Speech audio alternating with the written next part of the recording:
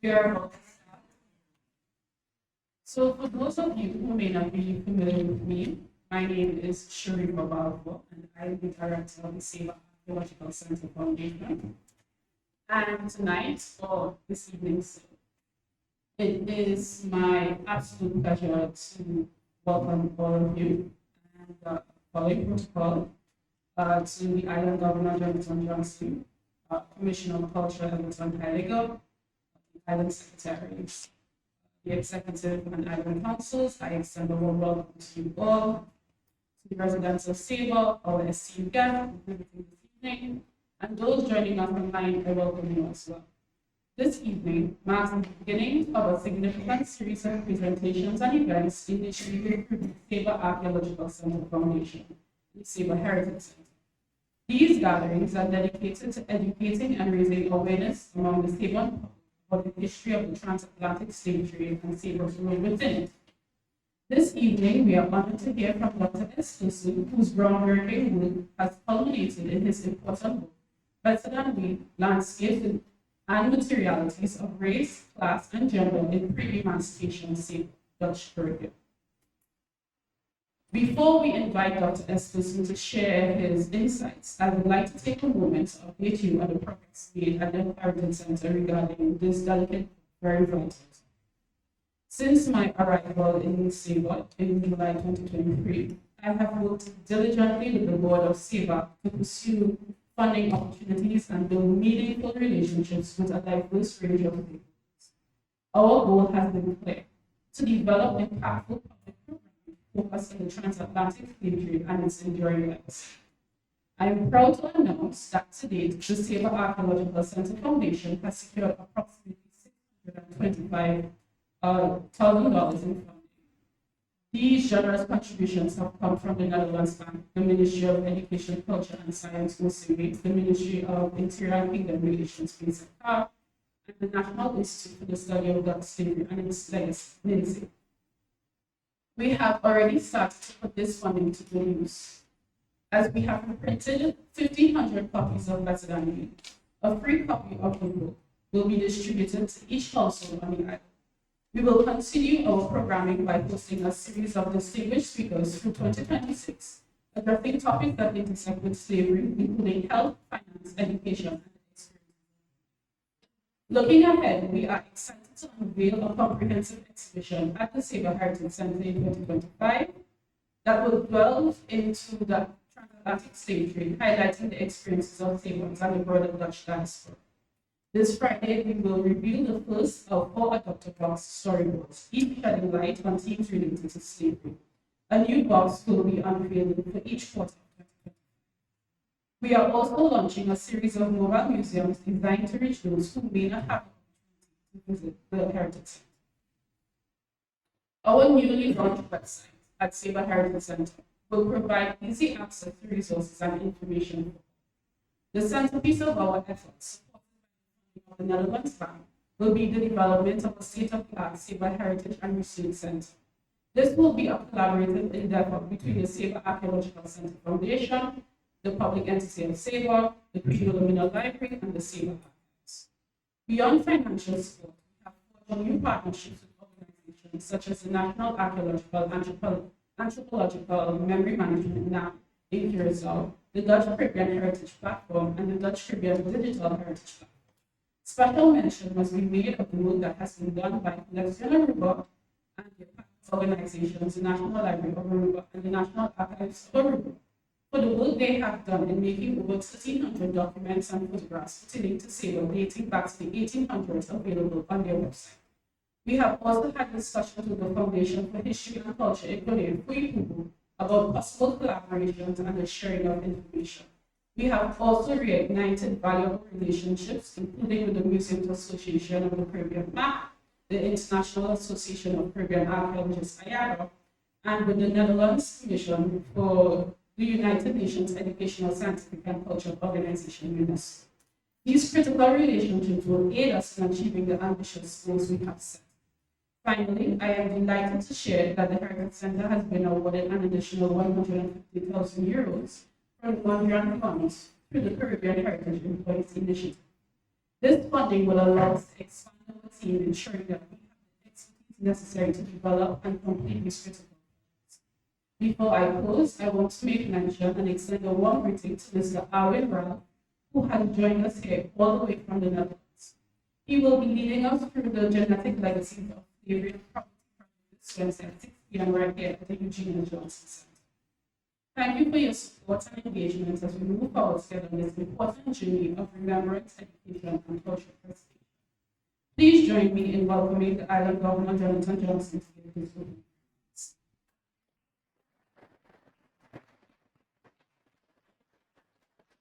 Thank you, Sharifa. You saw it though. Well, this evening is quite a historic evening because it is a few years ago that Dr. Espersen defended his thesis and his book Better Than We, but tonight it makes it more accessible. And we are able to acknowledge and see what happened in the past, but now with book being printed due to the many generous donors, it makes it more accessible. And as you stated, every household on the table will be able to get a copy of the book here this evening as well. So it is a historic evening this evening. Love Dr. Espersen to explain his groundbreaking work, but it is something that is very important to us because we also need to acknowledge the past and learn from those things. And it's up to us to learn from those things and move forward and do better. If we know better, we have to do better. So with that, I'd like to open up this evening and thank you for all that made it possible. Also, everyone here this evening for your presence, because it shows that you have an interest in this and also to learn something from our guys. So thank you, Sharif. Thank you.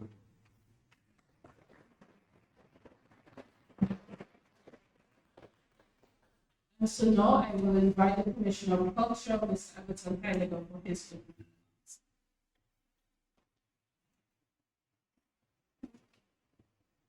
Good evening, thank you, Sharifa. Good evening, everyone.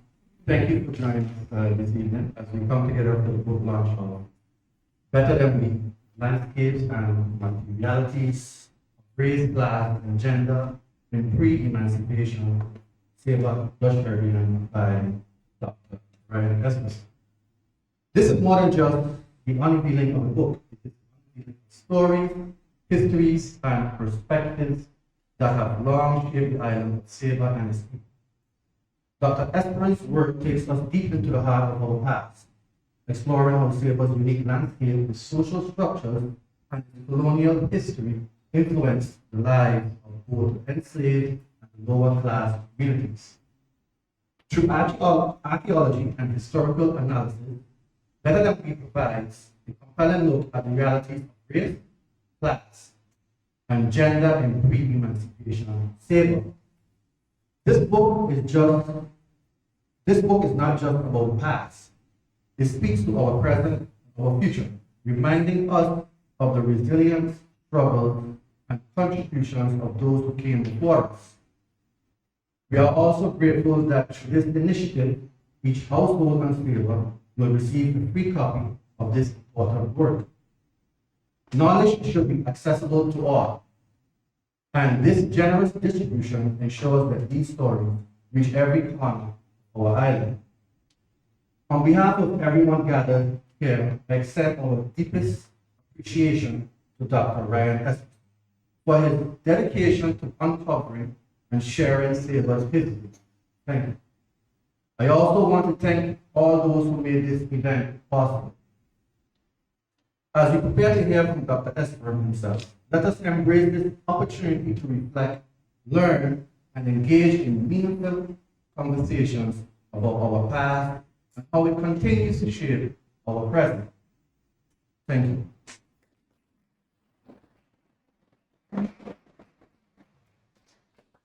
Thank you, Commissioner. Now I invite Board Member Mr. Richard Charles to introduce our speaker.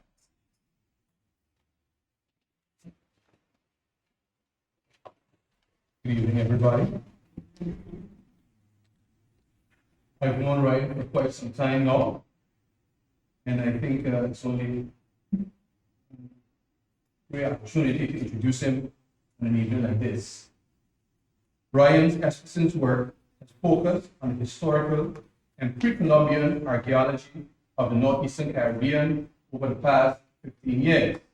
His research focuses particularly on power structures, ideology, power landscapes, and how these relate to the record of the Dutch Caribbean. He lived on Saba from 2011 to 2018, starting as a teacher at Saba Comprehensive School from 2011 to 2012. He received his PhD from Leiden University in 2017 and co-founded the Saba Archeological Center, known as Saba in 2012, as a youth-centered NGO to help Sabans participate in the discovery of their own history through archaeology. He was also the director there. From 2022 to 2025, he was a Mary Curie Fellow with the McDonald Institute at the University of Cambridge, which is Project No Dollar Too Dark: Piracy, Privateering, and Illegal Slave Trading in the Northeastern Caribbean in the early 19th century. His research has been published in journals such as Antiquity, Historical Archaeology, the Journal of Archaeological Science, and International Journal of Historical Archaeology. I would like to welcome Ryan Espersen here to give you his presentation now.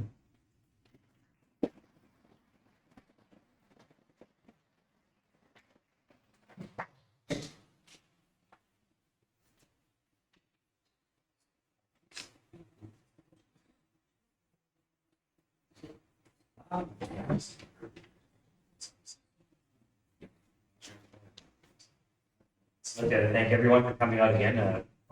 It's an absolute honor to be here. I never saw myself being here doing this when I first started. Yeah. So, welcome to here.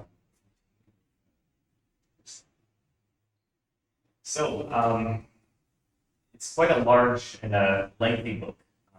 So when households receive it, it might not be necessarily read as a typical history book. So it started off as academic research, and its focus is more on maybe more topics that might not necessarily be used to reading, but there's large sections in there that are specifically related to history of Saba that is quite accessible than maybe the previous version books that changed a lot of the wording is such in the book here. So this presentation, since we're limited in time, it's going to focus more upon the history of people of African descent on Saba throughout the colonial period, rather than the entirety of the book, which will take far more time and patience than I suppose. But the premise of the book is to look at how ideologies of race, class, and gender manifest social, physical, and material landscapes of emancipation in colonial Saba. So this concerns, for example, what we call the incomplete hegemony of colonial authorities on the Caribbean islands, on an island of Saba, which was never really a profit or expense to the Dutch West Indies Company. It was sort of forgotten and ignored by colonial officials, and a lot of what happened in Saba kind of happened on its own by the people themselves rather than a lot of influence and pressure from colonial authorities. And so through archaeology and history, we're taking the approach of seeing how we can see processes like slavery, poverty among free people, and also low class in the archaeological record, which are some difficulties that we have as archaeologists doing it. And again, what we call the dialectic, which is like an interdependent relationship between scales, whether we're looking at a household or a village, a region or an island, or the Great Caribbean, locality and perspective in defining and situating class.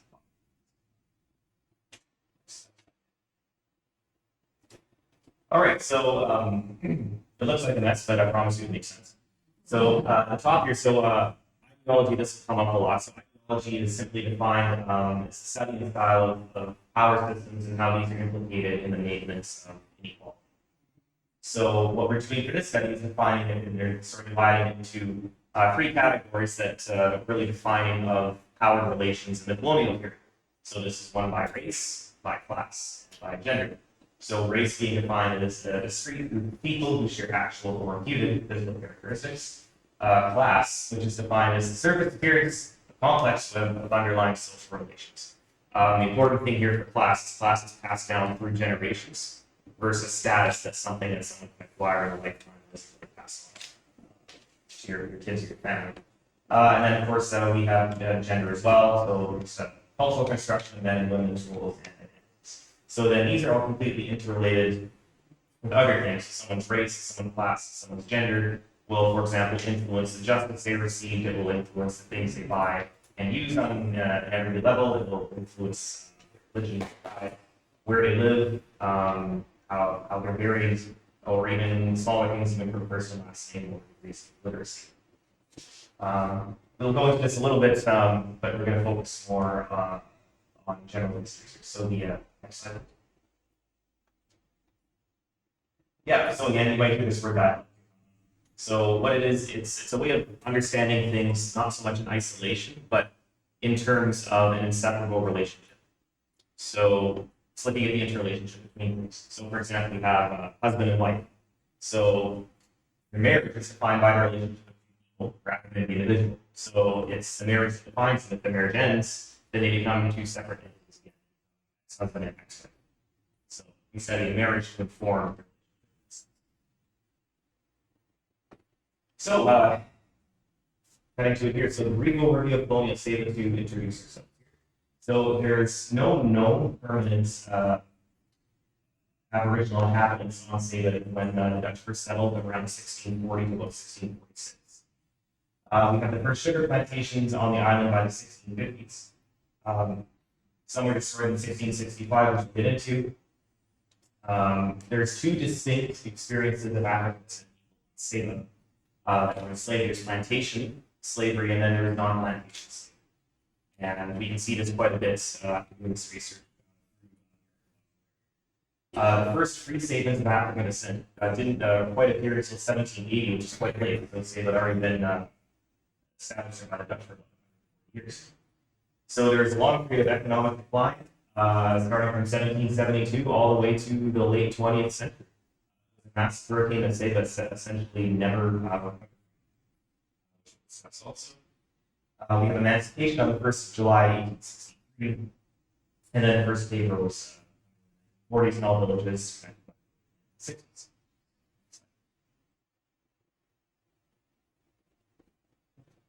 All right, so we're staying here. So Saba was defined in the colonial period by so there's plantations, and then there's all the lands that were. So when the Dutch were colonizing the Caribbean in 1600s, it was done with the Dutch West Indies Company, not necessarily the state of the Netherlands, which then was known as the United Provinces. So these companies were interested in plantations and making profit and then sending it back to the Netherlands. So Saba is kind of a non-typical island as far as maybe plantation agriculture goes. So obviously, the first thing everyone sees about Saba and experiences about Saba is topography. It's very steep. So there's a premium on flat land, and all this flat land was first claimed by the Dutch West Indies Company. So there's a reason, for example, why we don't see anything at Spring Bay, even though it's this broad area of flat land. The same thing with Joss Quarter, the same thing with parts of Spring Bay Flat, and then really almost the bottom. Those are all part of sugar and indigo plantations. So everything that wasn't a plantation was then open for people to go and inhabit. That's why we see settlement here on the windward side, because it's nice and flat, or up in Ruby Hill, or even far off places such as Mary's Point, which is an abandoned village that wasn't there in the northwest of Saba over Wells Bay. And then within the villages themselves, because the island is so isolating, it had an effect to have people develop a very strong identity to their village. So people from the bottom necessarily wouldn't very from windward side. People from windward side wouldn't necessarily fraternize with people from Hell's Gate, not for any particular reason. It's just simply something you didn't do. And then they developed class systems eventually along those lines too, not only between villages, but then within the villages. Okay, so when we're talking about statements of African descent, it starts, of course, with the transatlantic slave trade. So the Dutch, there's a long war with Spain that the Dutch were involved with. Eventually, by about 1584, I believe, the Dutch more or less able to honestly, and they started attacking not only Spanish colonial possessions around the world, but also those of the Portuguese, who at the time were also allied and part of the Spanish Empire after 1580. So for the Portuguese, that included at least 100 years where they were already on the coast of West Africa. So the Dutch had taken it upon themselves to try and conquer some of these Portuguese slave trading ports on the coast, one of the largest being Elmina, which is on an area called back then the Gold Coast, which is now mostly Mississippi. So that yellow area there where it says Guinea, so there's a lot of European slave trading ports that ended up being built over there. The Dutch, by the French, by the English, and then also the Danes, and even even the Danes and the Christians were there too. So what would happen is you would have kingdoms that would go out and take captives. They would either capture captives from war or simply go and raid other villages, and then these captives were brought to these slave trading ports and then traded with the Europeans for other goods that were specifically manufactured in Europe for this slave trade, such as special guns or beads or certain kinds of linen and other kinds of metallurgy. So these were specific to West Africa for what people wanted there. And then, so the captives were taken in transatlantic slave trading ships, specially made for this, and then brought over to the New World to be sold into slavery. So this is a famous chart here that shows roughly a volume. This is based on research of the number of captives brought over to be enslaved into the New World. So we've seen here, most of them are actually going to Brazil. The Portuguese had massive plantations over in Brazil and necessitated constant need for enslaved people simply because the labor was so brutal that it came with a high mortality rate. Not only that, but because the labor was so hard, it simply made it impossible for women to have children. So that fueled the transatlantic slavery. We see also a large number going to the Caribbean. And most of these people are coming from West Africa and then also West Central Africa. And then you also see in the southeast there, Southeast Africa, there's some that are going there, also created by the Portuguese. Brazil and someone to Rio de la Plata, which is the area of Buenos Aires. So we're going to remember that small little area right there because that's an important area. So why slavery on Saba, of all places? Why not? So Barbados or Jamaica or a lot of the other places more maybe associated with slavery. So sugar production and slavery are absolutely separate. So on Saba, there were attempts to, and they were somewhat commercially successful, to grow sugar and indigo on Saba. So this happened in a few places.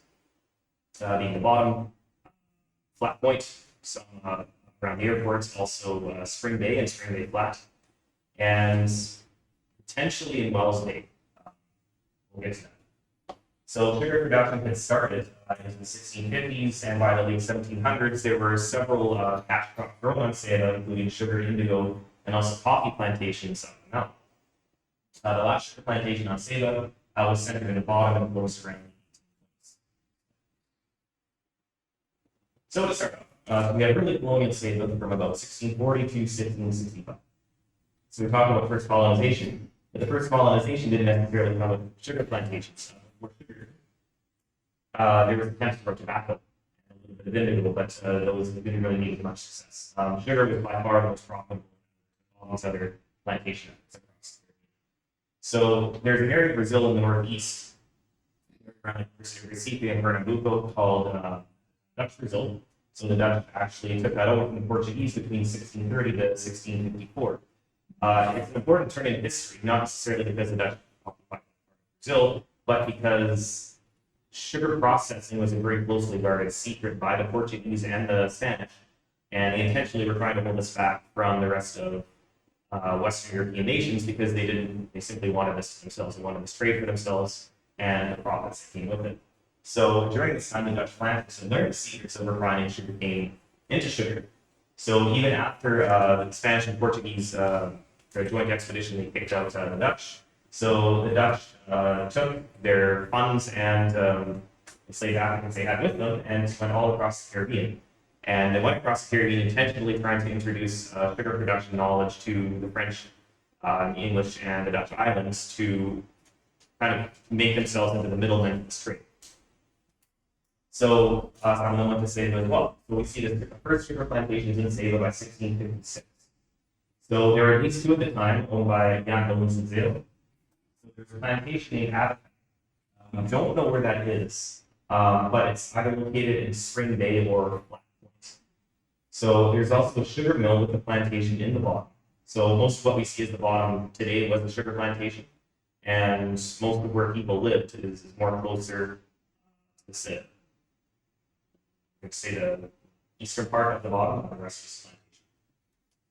And there's also a third part of a plantation named Ice, which is probably around Paris Hill.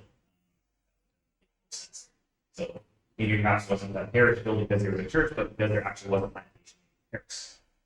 So, and also, Saba sugar was often smuggled over to St. Kitts.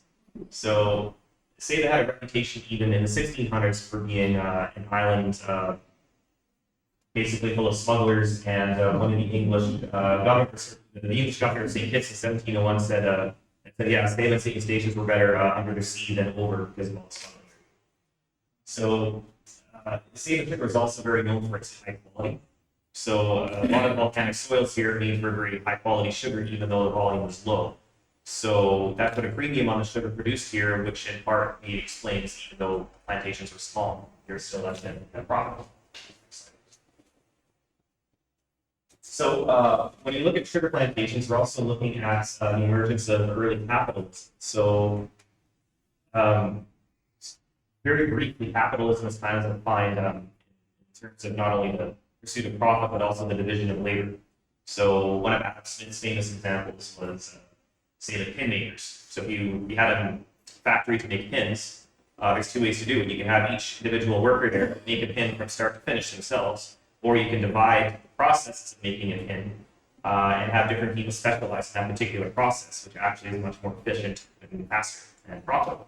So this division of labor started emerging on Caribbean plantations in the 17th, 18th, and 19th century, and then were more introduced into labor structures of Western Europe and companies and industry in the Industrial Revolution. So plantations themselves are very carefully planned landscapes designed to maximize profit while maintaining control over the enslaved population. So because this follows that model, that allows archaeologists, for example, to go in and kind of quote unquote read the landscape to find areas that are associated with specific kinds of activities, whether it's processing sugar or maybe where enslaved people were living or where the fields were and where the plantation owners was, for example. So, and enslaved people were considered property of the plantation and were bought and sold with the plantation accordingly. So this is a famous painting in Antigua, but it shows the process of cutting sugarcane. This is actually a very important process because once sugarcane is cut, you have about 20 minutes to bring it over to the sugar boiling house before it starts to ferment and spoil. So it was a very rigorous and step-by-step process. Laborious. So this is from a survey they did at Spring Bay Flat. For those that don't know, there's Spring Bay, which is the lower part kind of at sea level. And Spring Bay Flat is kind of like a bluff that you can walk down to from Englishwood.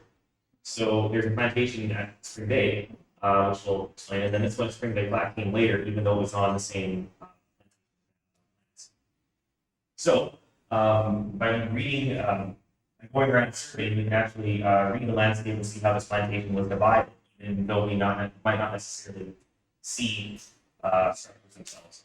So if we go to the southeast over there, the far southeast at the edge of that dotted line, that is the plantation owner's house. So as far as plantation owner's houses go, it wasn't exactly large or maybe opulent, but for Saba it was actually quite large and is very strategically situated. So it's not only overseeing the entire lower part of Spring Bay, but it's also on a bluff where you can oversee the rest of Spring Bay Flat itself. And importantly too, so the wind is blowing in from the sea towards up to this house.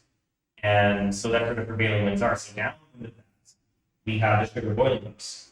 And this is almost, on every plantation we see this, because the idea is that the plantation owner didn't want to be smelling all of the fumes coming from the sugar boiling house. So the boiling house is always downwind, plantation works, and also the cows. And the cattle kind of were located there. So what we see there, just in the southeast, just past through that little gray area, so that's where the sugar boiling house was, and everything else associated with processing sugar. So west of that large open area, that's where the cane was removed. Potentially on the other side, so you see the middle there, there's this line, kind of dotted line going through, that's a very long rock wall. So the landscape is very different there. All the rocks are cleared in the south, which was necessary to actually cultivate sugar. It's extremely rocky all across the surface in the north. So I don't actually think that was maybe in the process of being cleared up at the plantation, but to date it, by the time it was abandoned, it never was. So that purple area, again in the east, kind of by the middle, is where enslaved people were living. So it was also intentionally located there, so the plantation owner could directly supervise from the bluff where the plantation was located. Yes, next one. So through this quickly, so this is more of a kind of a zoom in of the sugar production area. So when sugar is cut, it's brought right away to the cattle mill, so it had to be crushed through rollers. And so that would be drawn by two cattle attached to the yoke. They would walk into a circle, turn these big wooden or iron shod rollers, and the sugar cane would be fed through. And then it would be fed into what's called a clarifier basin. So where you see it's labeled boiling house, just to the right of that a little bit, there's a plaster basin where all this would collect. And so that would be mixed with lime and sometimes even blood to get impurities out. And then that would be scooped up into a series of copper pots that were located on top of the furnace. This is where we see boiling house. So these were started with a large copper pot, and then it slowly goes down to a small copper pot, maybe like a third the size of the original.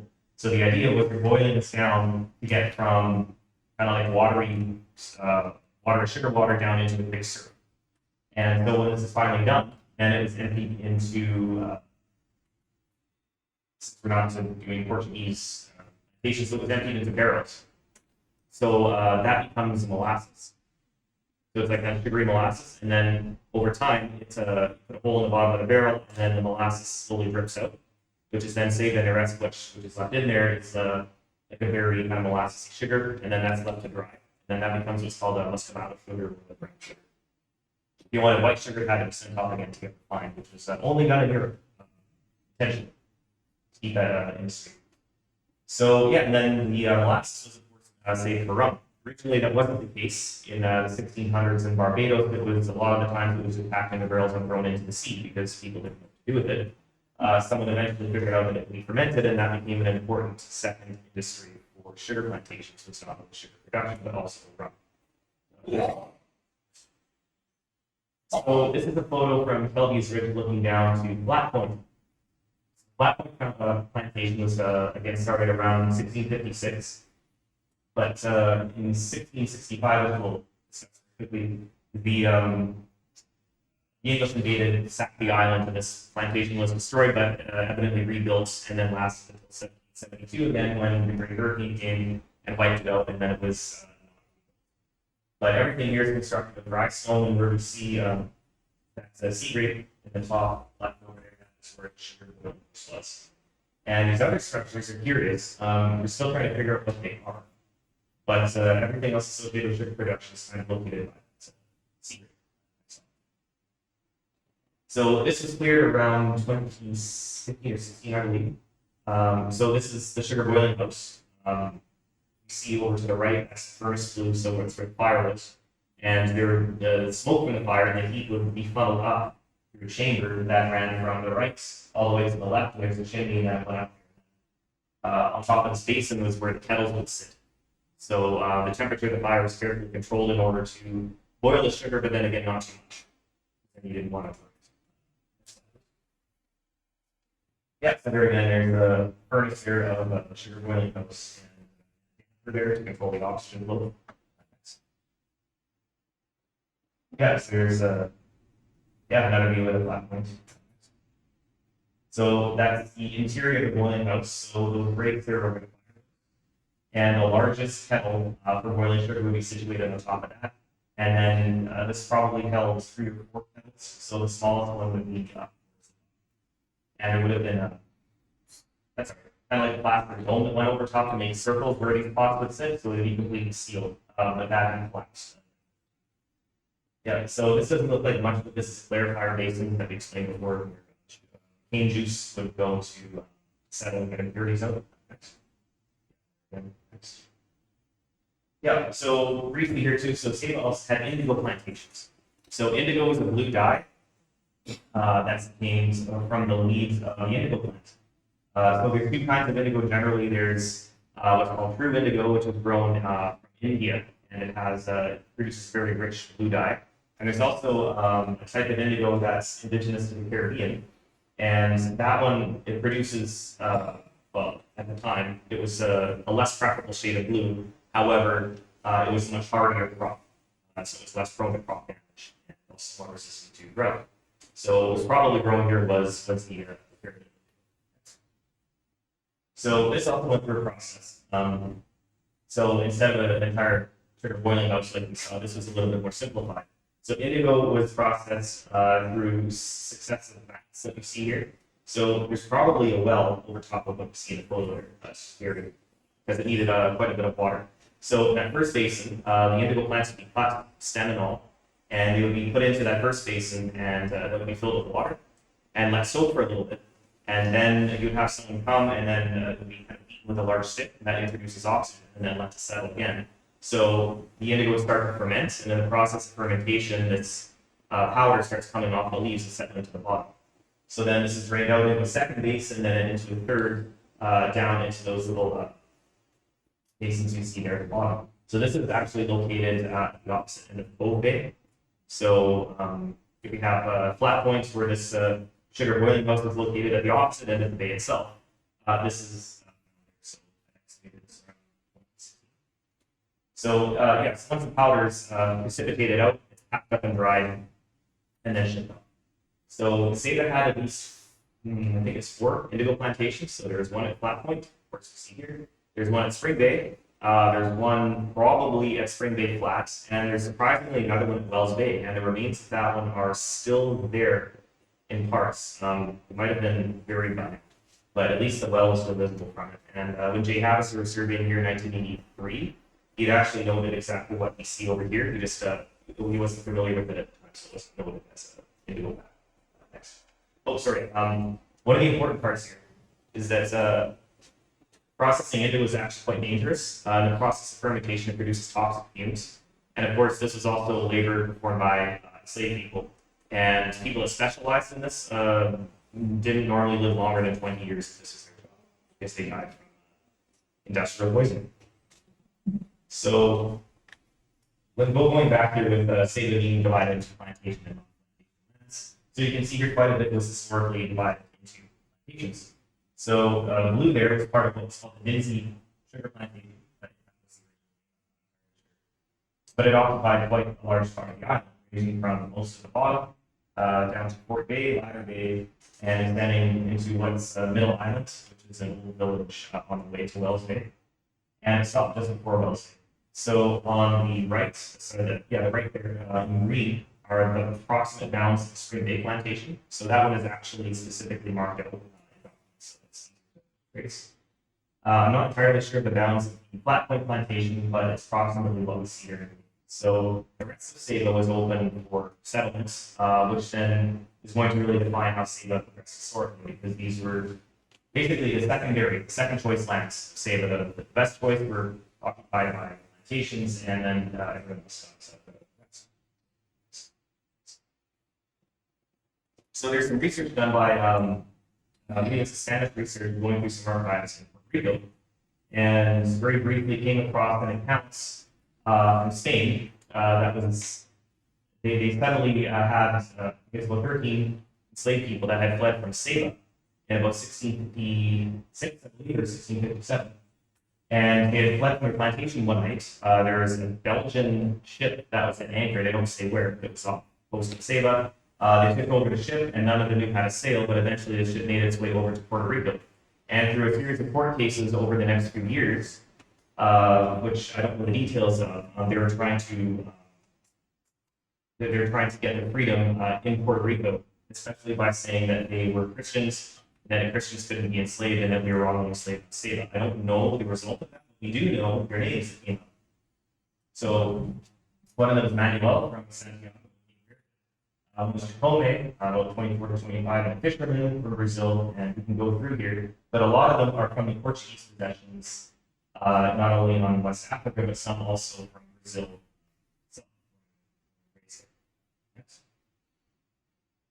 So during this early time, this roughly ended in 1665 when English privateers captured Saba and St. Eustatius. They destroyed all the plantations and gathered all the enslaved Africans that were there and sold them all to them. So the white residents that were there were forced to have a choice to either swear an oath of loyalty to the King of England, or they were banished and there's several times. So between this period of 1665 to 1678, there were actually really nobody living on Saba except for a contingent of English soldiers. The Netherlands, United Provinces, regained Saba and St. Eustatius in the 1670s. But the odds are that most of the original people that were living on Saba did not come back. So these were more like a new wave of colonists that came to Saba, and that would have included the original enslaved people on Saba are now in their ancestors are in Jamaica. So if we're trying to say trace back kind of histories, it's really just going to stop here into the 1670s. We're not really going to be able to report it. So some of the plantations were started again, like at Flat Points and Spring Bay Flat and Bottom. So by 1721 to 1727, Statia actually became the regional center for the slave trade. And there are some statements that purchased at least 50 enslaved Africans from St. Eustatius and brought them over to Saba during this time. Saba had started an economic decline by the 1740s, and this was exacerbated by the big hurricane of 1772, where most of the islands so the next arrival of enslaved Africans to Saba is actually not known later until 1819 from a first Colombian rebel privateer that set up the island. Okay, so going back to archaeology here, so there's certain kinds of housing styles that we see on Saba for enslaved people. So people that own enslaved Africans were responsible not only for providing shelter, but also clothing enslaved people. So there's a particular kind of house associated with the people, slaves attached to that plantation. So it's a dry stone house. It's very peculiar to the Caribbean. But typically there'd be a boulder and then two dry stone walls placed on either side of the boulder, and basically as we see there in that first photo. And there would be either thatch or palm leaves placed on top. So there's at least, I believe, 4 or 5 of those at Spring Bay Flat.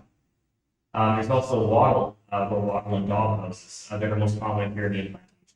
So those are sticks that are placed in the ground and woven together horizontally and vertically to make walls like you see on the bottom there. So that was a replica that was made in St. Eustatius about 10 years ago. You can take it further by taking mud and then working that into the wattle house that you see in the bottom there to make walls and to make it more weatherproof. That's called wattle. So by the 1780s, we started to see free Africans and people emerging on Saba, and then housing associated with that as well. And then people started living in particular places. So as African descent people became free and the population grew, the islands started to be more divided into basically into African descent and then white states. So for example, we have a Newtown in the bottom, there's Middle Island, which is mostly African descent. St. John's became about half African descent white. There's English Quarter in the area of Windward side and then also okay. Next. So an example here. So this is what we call structure E. It's Spring Bay Flat. So this kind of follows that. It might not look like much, but the years video flat. But again, it's a boulder with a platform made by stacking rocks to make a nice flat platform in front of that boulder, and then 2 dry stone walls placed on either side. And that's so here's some artifacts found, not only from CBE, so these are all associated with the enslaved Africans living here. So we have things like money, so there's the Tusu from French Guyana. It's actually a few points from French Guyana so far. At the bottom there's coat button, from Napoleonic soldiers. So this would have been around 1795 to 1805. And then at the top, we actually see, so that's a lock mechanism for all around that's musket. So it looks like rusted. There's ways to reverse this, but it was actually located in a house in the enslaved African area of Spring Bay Flat. So it's very peculiar, but one of the things to talk about is on Saba, enslaved Africans are actually able to carry firearms. So we don't see that really in any other island. And it kind of speaks to the relationships between enslaved people and people on Saba. Because there had to be certain kind of trust in order for that to happen. So another interesting part of assemblies we found Spring Bay Flat. So this is either just within a house or just outside a house. But it was a peculiar assemblage of artifacts that at surface level doesn't really look like much. But they're kind of all clustered together.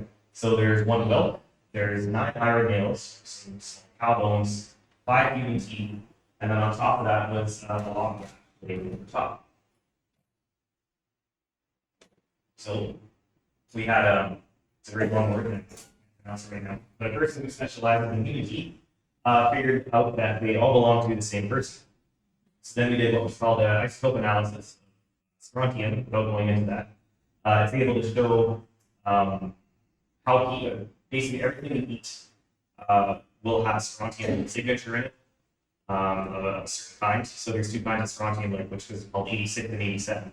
So everything you eat is accumulated in your bones, and if you have bones that grow over time, also teeth, they can show records of where you were getting your food.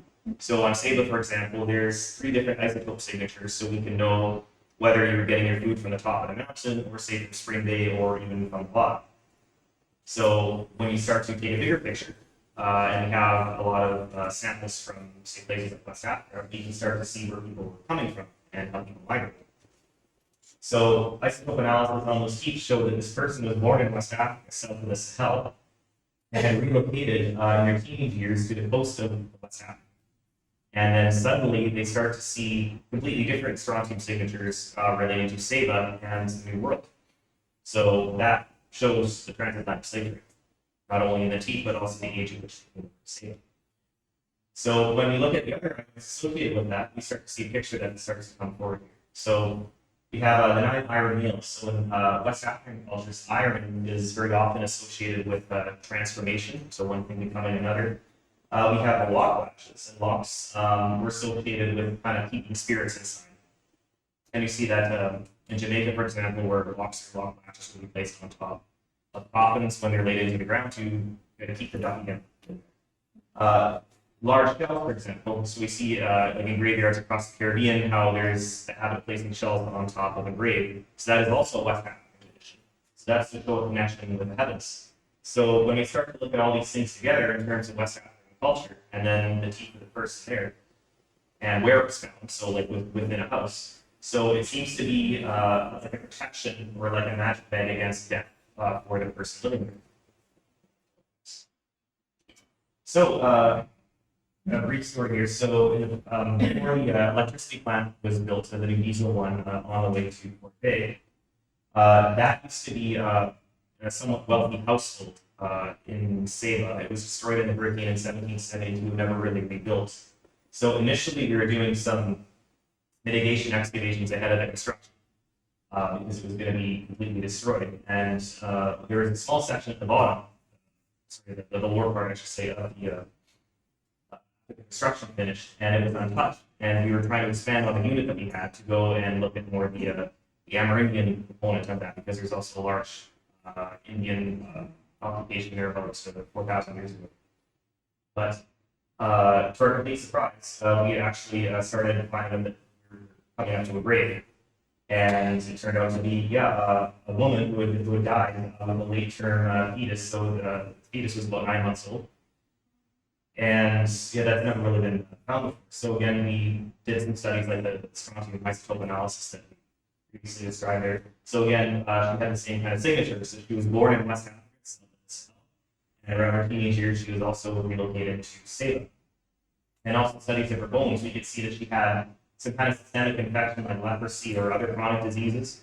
And based on her bone structure, you can also tell that she was subject to very hard labor throughout her entire life. She likely died in childbirth because we found that her pelvis, like the pelvic aperture, was actually too small to safely deliver a baby, and that's probably why she died. So that would have been between about 1762 to 1780. We do that based on the artifacts that we found in the city.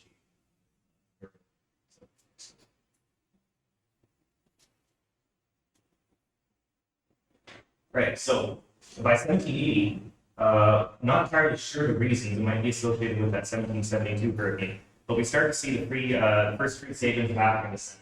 So by 1780, I think there were about four, and we have names. One was Fongerlu, and another was Nakwa. So a man and a woman. And by 1816, there were 27 free African descent residents, but only 4 of those were men. So the men included farmers, one fisherman, and one carpenter. I don't know the occupations. So during this time, slave owning was also practiced by the African descent residents. So superficially, that might seem completely contradictory, but slavery was such an institution with a long history in the Caribbean. So people that were born and raised and died in this institution, it's nothing. You don't know anything different. So it was an accepted aspect of life, as unfortunate as it was. So it happened to a certain degree across the Caribbean and also in the state too. So for enslaved people, there was no men's professions, ranging anything from sailors to porters, farmers, and fishermen, carpenters, and at least one shoemaker. So keep in mind, this is off of plantations, not on plantations. And so the women plantations are professions that range from porters to seamstresses and also to farmers as well, and also midwives. Next. Okay, so it's a very curious aspect of Satan's history in the region here. So between 1795 and 1830, we call this the Age of Revolution. So this is the French Revolution, and then the Latin American Wars of Independence that followed that, and then also another war between Argentina and Brazil between 1825 and 1820. So the French had taken Saba in 1795. It was then retaken by the British, who then held it until 1815 when it was returned to the Netherlands. So the Netherlands declared abolition of the transatlantic slave trade in 1814. So referred to abolition as the stop of the transatlantic slave trade and emancipation as the end of the legal institution of slavery. So you can see that this can kind of create a problem, where if you're still trying to promote plantation labor and plantation slavery, but you cut off the source of slave labor, then that creates a problem for the people that are owning these plantations. So they're having to find other ways of purchasing enslaved Africans. So there was a regional trade in it, so between islands, but it was made illegal to take them from across the Atlantic. So from 1817 to about 1829, Saba was part of a smuggling and laundering ring for goods, ships, people. So without going into too much detail, it's also included a lot of illegal transatlantic slave trading vessels that were crossing the Atlantic at this time and coming over, in many cases, specifically to Saba to drop off captives from the transatlantic slave trade to be sold regionally into slavery, not from Saba, but put on boats from Saba. So this also included Brazilian and Portuguese slave trading vessels, because these were especially targeted by pirates and privateers based out of Buenos Aires that were capturing them and then bringing them all the way up here and to Saba. So there, in many cases, these captives were brought onto Saba itself and held here for an indeterminate amount of time, and then they were put back onto boats and then sent out usually to the French islands. Slavery. But there's a very good chance that these captives that were brought to Saba were also purchased by Sabans as slaves as well. So there's likely ancestry here on Saba from Southeast Africa and also West Central Africa, not necessarily just from West.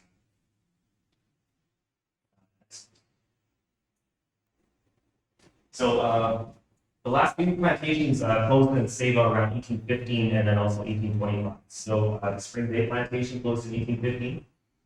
And then the bottom plantation closed with the death of Thomas Indians in Atlanta around 1825.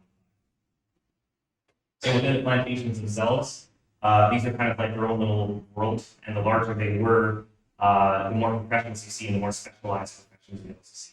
So these would have included, of course, field workers, domestic servants, cooks, and washers. And on the plantation themselves, if they're large enough, you can even have doctors and blacksmiths and ironsmiths and many others, specifically all working to produce things for that plantation to keep it operational. So there's two separate sets of laws for enslaved people and also for free residents. Most European slaving nations had their own laws dictating not only slavery but how enslaved people were supposed to be treated. This, of course, changed over time. For Saba, we know certain laws that were enacted. Now we'll go through those here just in a little bit. But there was an overall different experience of slavery on Saba. So most enslaved people on Saba could carry guns and then also weapons such as cutlasses or axes, even though it was generally actively discouraged on other islands because people were so afraid of revolutions. But apparently this wasn't the case on Saba. There's more freedom of movement for enslaved people on Saba.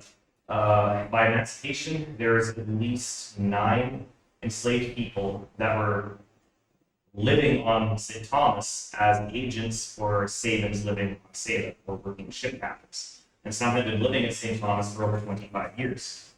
So it's a different kind of relationship. You can't necessarily look at it same. There's a range of experiences range from absolutely horrible treatment to kind of this freedom that we see in the case of the agents Thomas. And then, so next is. So for some example of some of the laws on Saba regarding slavery, so no enslaved people were allowed outside at night after bell tolls. This was mostly standard in the Caribbean. No enslaved people were allowed floorboards in their house. Now, the idea with that is that you could easily hide things under there. And if you were enslaved, technically everything, legally, you cannot own anything. So if it came down to it, if it came to court, you have no possessions, you have no money, you're at the whim of your enslaver, which then comes down to control. So if your things are trying to hide, that's why there's no floorboards because of So also enslaved people were not allowed to consume or sell alcohol. In the process of doing excavations of flat points, I actually came across a few nooks where you look inside and there's like a full bottle or crack bottle used to have rum inside. Or in another case, actually chains. So if you wanted to disrupt labor, for example, you need tools to perform certain tasks, of course, on a plantation. If those tools aren't there, well, the job can't be done. So I found things like shovels that were stashed or entire chains that were stashed as well, probably to disrupt labor there to you could at least get a little time for yourself in that sense. So enslaved people also could not speak ill about classified statements, although this was sometimes done in song, and there was also laws passed where enslaved people cannot mention people in song. But if you think about that, that's also that was common across the Caribbean and is one of the roots of calypso. So this is quite a lengthy observation here by Joseph Binsey, who was living in St. Bart's around this time. So we mentioned Thomas Binsey, who owned a sugar plantation in the bottom. So this is one of his sons that had moved over to St. Bart's, which at the time was a large regional trade center and also a large center for also smuggling. So briefly here. So he was writing to the governor on Saba. He said, "Crave your excellency's attention to the good and poor little country oppressed as it is, for I stand in the insolence of Negroes, whose tongues I assure you are implicated in the most odious and abusive language in the presence of the honorable governor, females or any other person, to the prejudice of small children growing up for all the wants of good police." So it's talking about bad words and bad language. So it said Negroes quarrel, fight, and that if any white person interferes to disperse the law, he gets abused by all of them, and if he defends himself by giving them what they deserve, he is complained about and required to come to the court to answer to complaints. A young man who is now summoned to come for flogging a Negro girl, Miss Binsey, is well known to be one of the most civil in the islands. The most insolent, some weeks ago, was taken in by canes by one equally as bad, Miss Binsey. In a very brutish way, chopped him up so much as I believe he will never be able to use his right hand. Also said, I believe Negroes is not allowed in sea stations to carry guns, cutlasses, or any other weapon.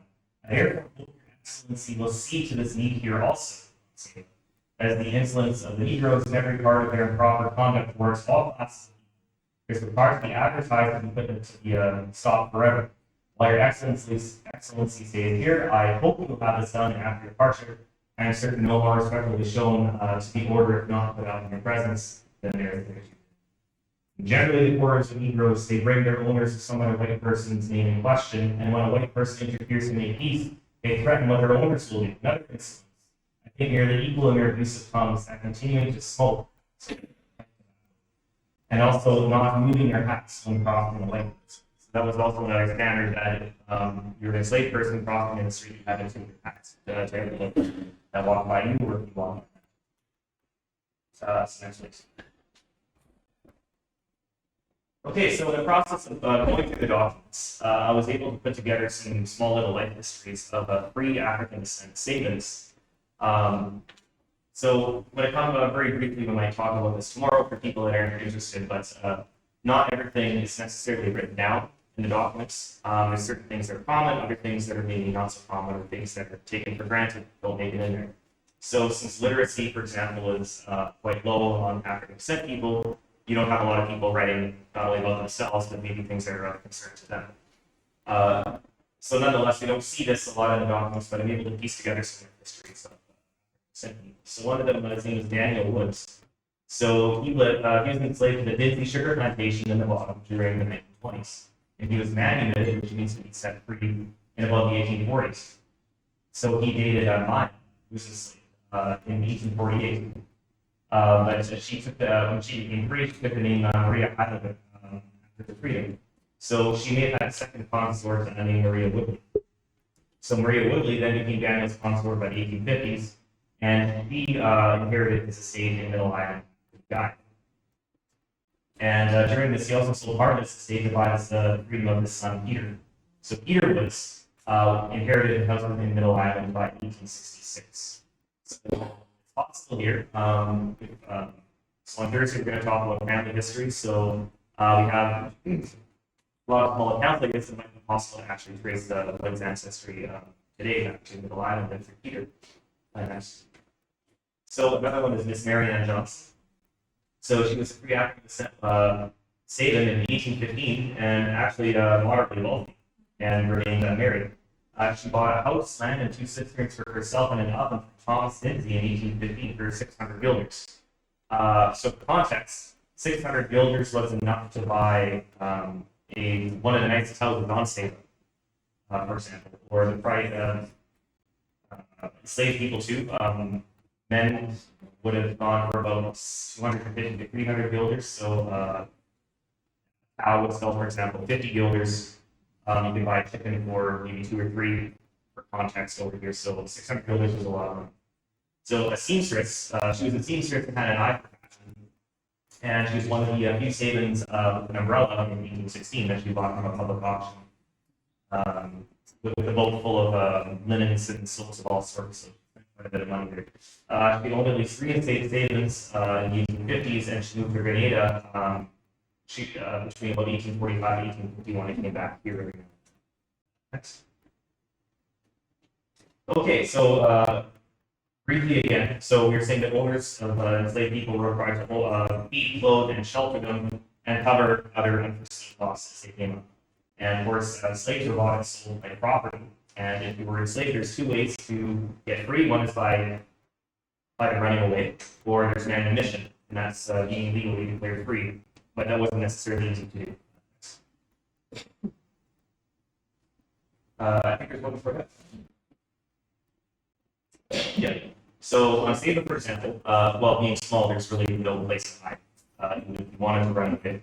So there were several accounts of enslaved people running away on Saba, but that always included hopping into a boat at a remote location, say from the north of the island, or maybe from somewhere like Fort Bay, and then escaping. So several were successful. There's laws passed in Saba because apparently this is becoming common, where they outlawed any wars or sails to remain by the sea. So at every night, anyone that owned a boat or sails had to haul them up way past the waterline in order to make sure they could be used by slave people to escape. So if you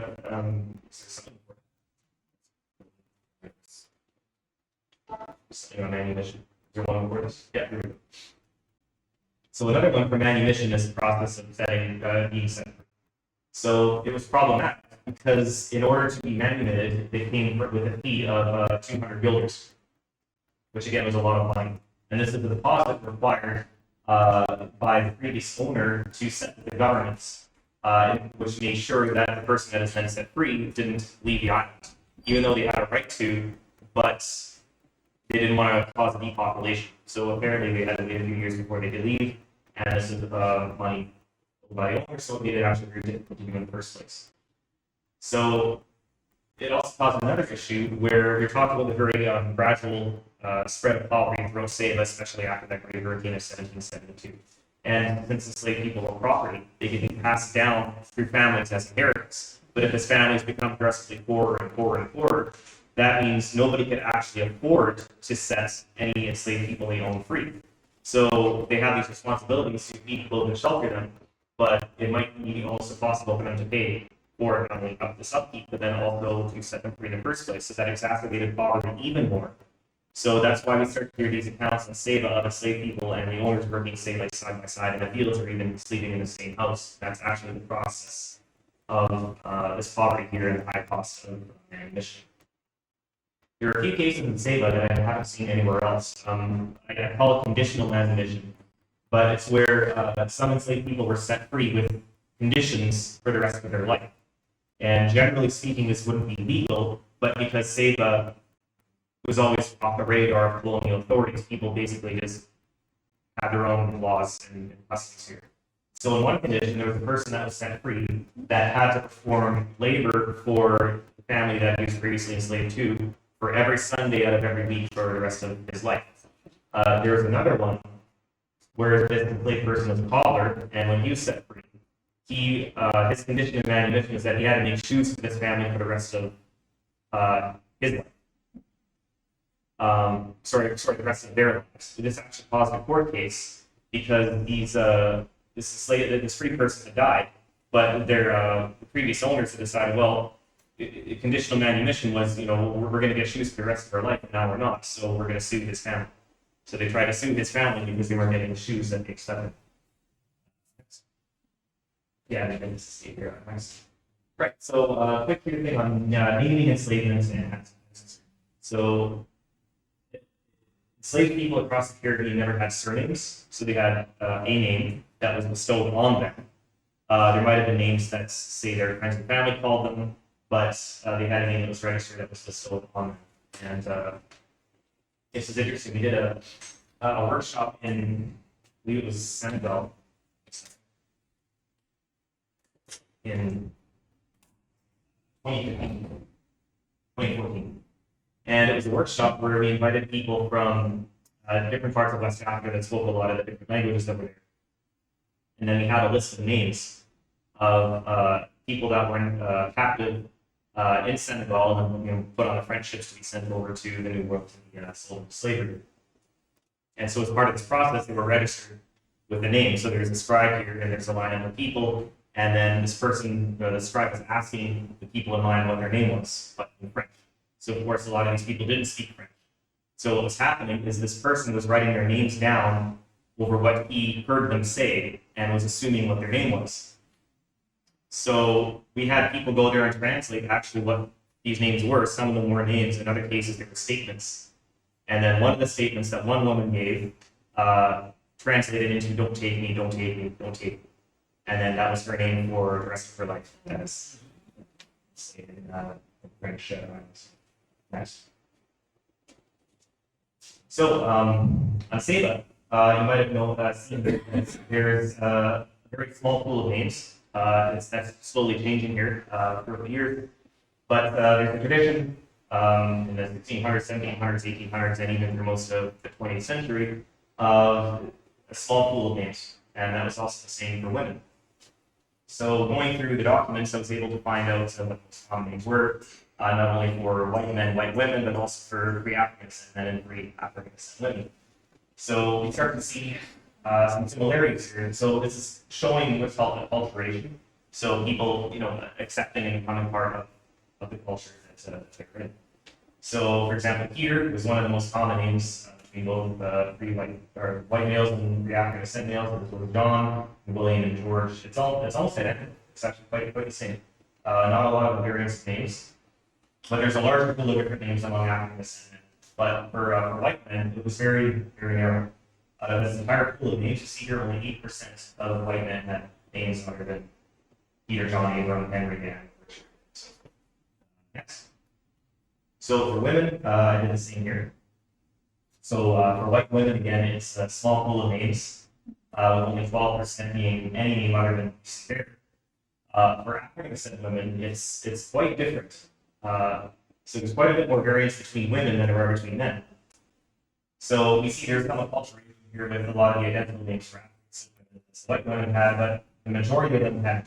So a lot of that was, it's kind of showing rejection of Saban culture in this sense by African descent women more so than African descent men. All right, so this is quite a story. It's a long story. I'll try and summarize it as much as I can.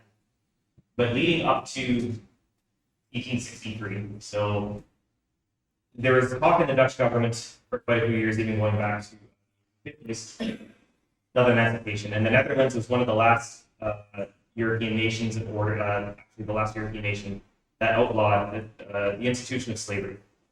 Brazil was actually the last in the New World, and that was 1888. But since there was a lot of talk going, news spreads, and enslaved people across the Dutch islands knew that emancipation was coming up, and it started creating a lot of unrest. Especially if you know that everybody's going to be set free, why are we still enslaved now, right? So there's a lot more hotbed for relations over here. So there's this one Saban descent. His name is Peter Simmons Dinsey. So his family had moved over to Barbados somewhat before this time, but of course he still has a family in Saba. And he sailed in a British ship called the Jacina, sailing under the British flag, so he would come to Saba every now and then.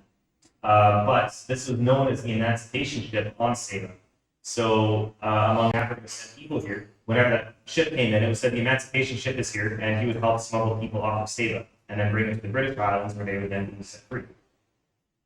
So of course, for Dutch authorities here, this is creating a problem, and for people that were owning enslaved people, well, of course, they saw that as a problem too. So they were trying to fight back.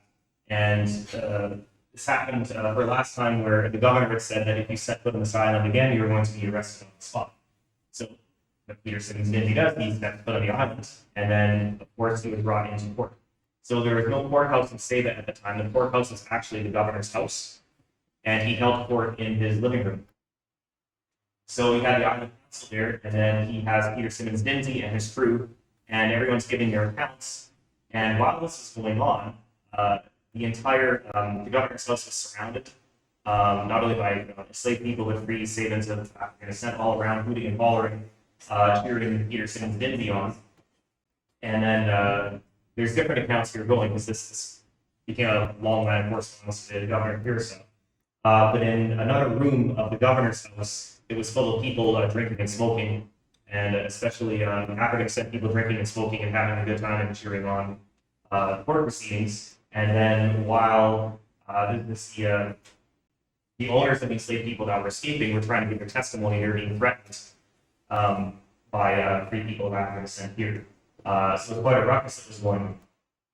And then what happened is the governor decided to take the word of Peter Simmons Dinsey as the sole evidence of the case, and he was acquitted based on that alone, which was then a problem because he wasn't following court proceedings, but that became a big back and forth too, because there's no actual enforcement of Dutch law on Saba, even though it was supposed to apply, but court was proceeding as it always had proceeded before, with the governor having the final decision. So this was actually kind of, it was fatal for the governor's career, so he actually resigned very soon after this. And then that's when Moses Leverock took over in 1863 as the governor.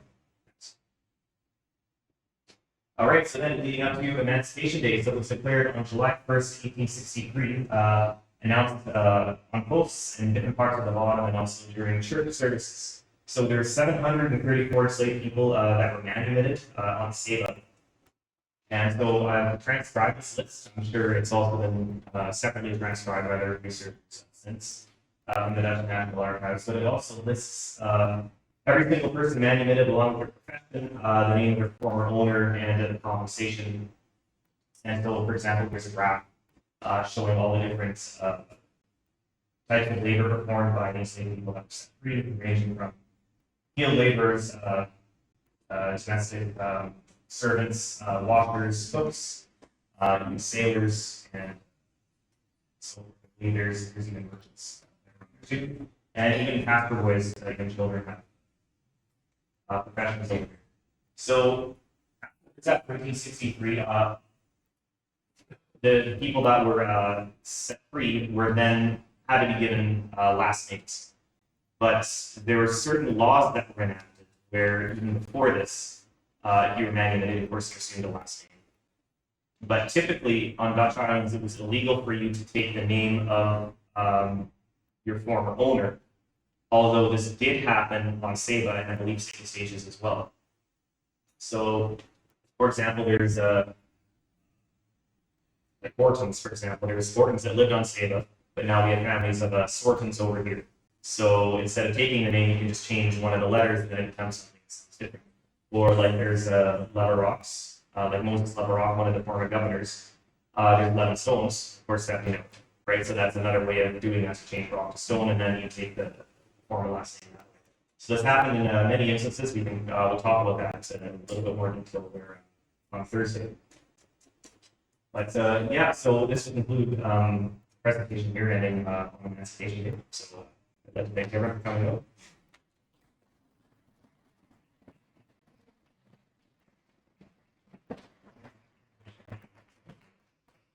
Yeah, of course we have thank yous here. Of course, the people of Saba, first and foremost. This wouldn't be done without your support, and it was done for you as well. And Vito Charles, thank you for all your help, your support all over the years.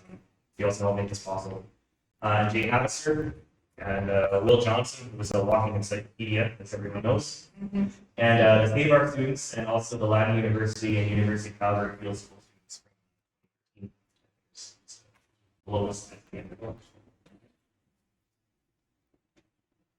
Yeah, thanks. And of course, questions.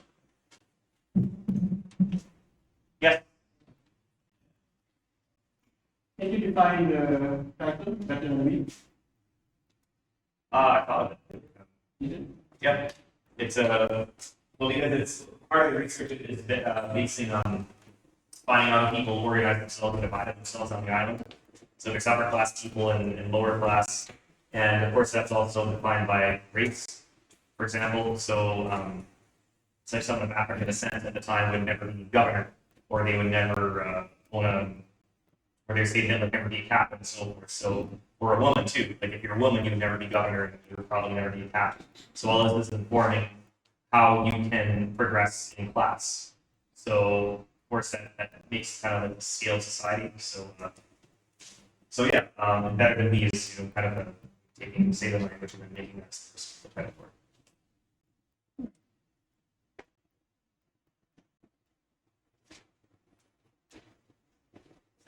You refer to several art classes that were following across the island for the 90s, for example. Yeah. Were those followed during your research? Yes. And where are they located now? Those teeth, I believe they are at the Archeological Center. They had to be sent away to get the to do the isotope analysis. Sometimes that involves destroying them in order to get it, but I don't believe they were. I can follow up with Jason Lagoon. He's the one that did the study on them. But yeah, there are other cases too. For example, when they dig house foundations and there's floorboards, sometimes things slip with floorboards and you find things that wouldn't find normally, like coins or beans or little tiny fish scales, but they also find teeth. So there's also those incidentally.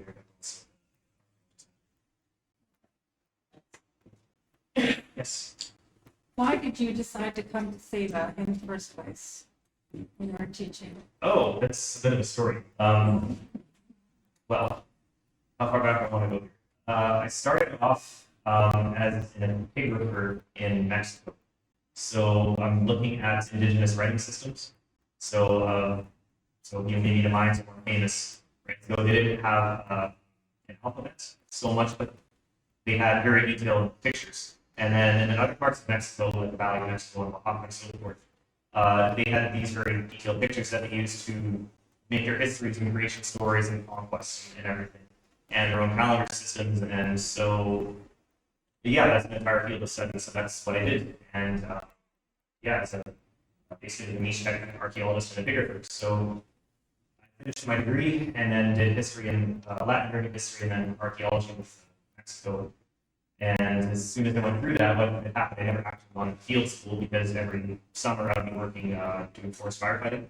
So I figured, well, I need to get some experience. So what do? I'm out of season, it's February, normally there's no field school, so I got a hold of Grant Gilmore, who had started the Archaeological Center of St. Eustatius, and did my first field school in Statia in 2007.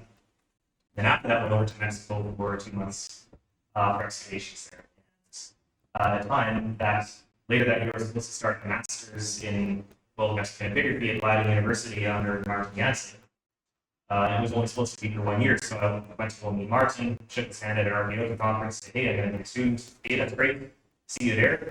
Go to Leiden. What he didn't tell me is that he was on a secondary 2-year holiday. So I never saw him. So then I went and found a new supervisor, and then Corinne Hoffman took me in and told me I should go do some work on Saba and I had with my history. Go. Yes. Do you know from the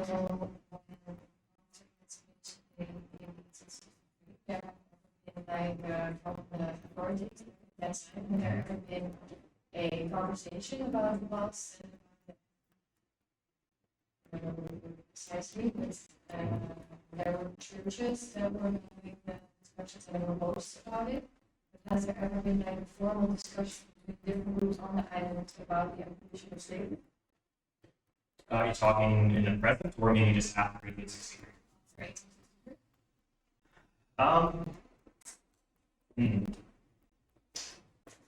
Not entirely sure. One of the issues is some of the documentation for Saba is small. So it might sound a little odd, but there's more written in the 1600s that we know about compared to most of the 1700s for Saba. Like there's this black hole from 1705 all the way to 1772 that there's hardly a thing written on Saba. It has to come from outside sources. So the 1800s that also includes certain times. The 1860s and 70s is fairly well more documented, but I haven't really gone through that material as I can. Quite answer that question as well. But when it comes to observing Emancipation Day, it was for some time, but I think by around 1900 to 1910 it has sort of petered out. There were some attempts, but nothing really stuck. There's some attempts here by the Heritage Center to celebrate Emancipation Day. Started around 2014 or 15 with some small presentations. And of course, there's been a lot more interest in this. That kind of brings us to some of the larger celebrations we have now. It's a national holiday.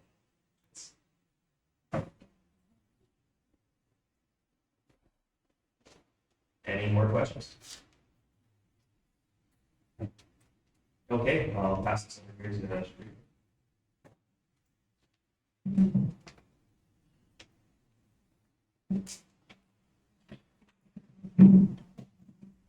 Dr. Espersen for a very insightful presentation. Before I invite Mr. Charles to give our closing remarks, I would just like to share some information about our calendar of events for this week. So tomorrow we have research matters for Westland Way, and that will be at the Queen Lorena Library. And we start at 6 p.m. And as I mentioned earlier on, we have a presentation by Dr. And Dr. Ryan Espersen, and they will both talk about the genetic legacies of slavery and poverty project. And that is also starting at 6 p.m. right here at the Eugenius Johnson Center. And our last event for this week will be using the National Archives to research your Saba family tree. And that is at 6 p.m. at the Saba Heritage Center in Midwoodside. So I'm looking forward to seeing all of you if you can make it. So now I will invite Mr. Charles to give our closing comments. Thank you, Sharifa. I also want to thank Sharifa for organizing this event and also making sure this week was possible. So please give her a round of applause.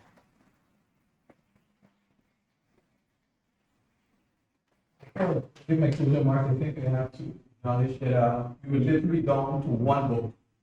We're down to one last book that Ryan made when he made his original dissertation, when he had printed when he made his original dissertation. And the Minister of Education, Culture, and Science came to visit the Heritage Center.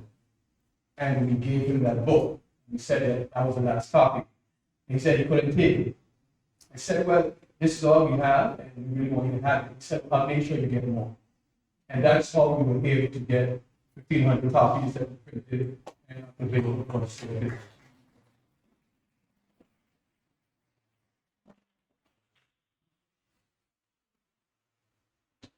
So, Lonnie Bunch, the founder of the National Museum of African American History and Culture, said, the story of slavery is a reflection of the fight for freedom. I remember the first time I asked a group of students what they knew about slavery on Saba, and they said it wasn't so bad. This was a narrative that has persisted for most of our history. Fortunately, because of Ryan's research, which has resulted in this book, we have another narrative that emerges, and that is one instance. The willingness, no, the obligation in this case, to challenge authority. We know that our forefathers did not just sit back and accept their fate, but they actively agitated and resisted the inhumane reality. Since this journey began, we have learned that there is a desire in our community to learn more about this difficult part of our history. And we cannot do this alone. It is imperative that we thank two ministries that made tonight possible: the Ministry of Education, Culture, and Science, as well as the Ministry of Kingdom Relations. We would also be remiss if we did not acknowledge the involvement of the Department of Community Development and Culture. We are also happy to be able to work along with persons like Sharika Balfour, Shigan Martin, Vanessa Wilson, Dimitri Winfield, and Elsa Peterson, persons who truly are committed to not only changing the narrative, but also doing the work that is necessary to bring about healing. But it takes work. It takes work to bring about healing. And in a few months, funds will be made available to assist in moving in that direction. I encourage you to look forward to more announcements about this. And I also want to thank you, the audience, for doing your part. And I look forward to your participation as we walk forward this journey together.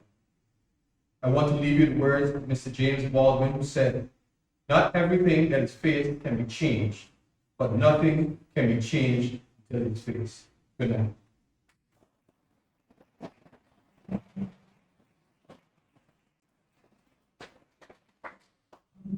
So as promised, those of you that would like a copy of your book signed, you are free to approach Dr. Espersen.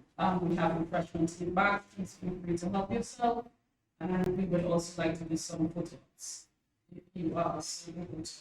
So thank you very much everyone for coming tonight.